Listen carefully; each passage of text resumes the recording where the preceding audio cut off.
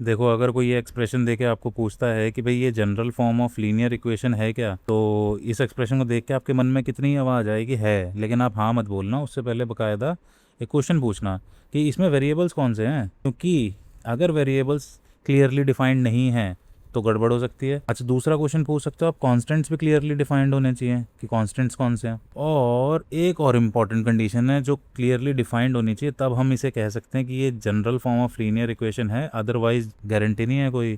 तो आपने इस चीज़ का ध्यान रखना है। अब वो कंडीशंस क्या है और ये क्या कहानी है वेरिएबल्स कॉन्स्टेंट्स की, इसके ऊपर थोड़ी सी बात कर लेते हैं। एक्चुअली में क्या सीन है कि इसको जनरल फॉर्म बनाने के लिए हमें पहले ये पता होना चाहिए कि वेरिएबल्स इसमें कौन से हैं। अब ऐसा क्या है ना, जैसे मैं मान लेता हूँ, मैं अभी डिक्लेयर करता हूँ एक्स और वाई दोनों मैंने कह दिया ये वेरिएबल्स हैं, तो क्या इससे ये लीनियर इक्वेशन बन जाती है? नहीं, हम गारंटी नहीं दे सकते। क्यों? क्योंकि अभी हमें इसके अंदर ए बी और सी के बारे में तो कुछ पता ही नहीं है कि वो क्या चीज़ है। कि ए बी सी अगर ये वेरिएबल हो गए, जैसे क्या फ़र्क क्या डलेगा? फ़र्क ये डलेगा अगर ये वेरिएबल हो गए, तो अगर ये ए वेरिएबल है और एक्स को मैं वेरिएबल मान चुका हूँ, तो ये जो चीज़ है, ये क्या चीज़ है? ये टर्म की डिग्री जो है वो वन नहीं रहेगी, और अगर ये वन नहीं रहेगी तो ये लीनियर इक्वेशन नहीं बनेगी एटलीस्ट, ठीक है।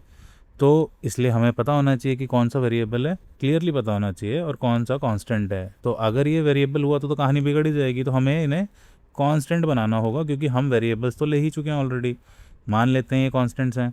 लेकिन क्या वेरिएबल्स और कांस्टेंट्स, जैसा कि ये दो बातें लिखी हैं नीचे, क्या सिर्फ इतना पता होने से हमारा काम बन जाता है और हम डिक्लेयर कर सकते हैं किसी जनरल एक्सप्रेशन को as linear equation in two variables?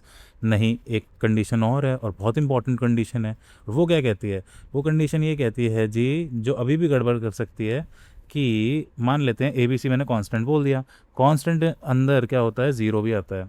तो अगर ए और बी अगर ज़ीरो हो गए तो प्रॉब्लम हो जाएगी। तो हम इसे बोलेंगे A and B are not equal to zero. अच्छा, दोनों ही ज़ीरो नहीं होने चाहिए ताकि हम linear equation in two variables बना पाएँ, क्योंकि अगर मान लेते हैं ए ज़ीरो हो गया और बी ज़ीरो नहीं भी है, तो लीनियर इक्वेशन तो बनेगी, बट क्योंकि ये चीज़ ज़ीरो हो जाएगी तो उसमें एक्स वेरिएबल प्रेजेंट नहीं होगा, तो हमारे पास जो चीज़ बचेगी वो बचेगी linear equation in one variable. तो फॉर टू वेरिएबल्स दोनों के दोनों ज़ीरो नहीं होने चाहिए। और इनफैक्ट अगर ये दोनों ही ज़ीरो हो गए, अगर ये दोनों ही ज़ीरो हो गए तो गड़बड़ हो जाएगी। कैसे?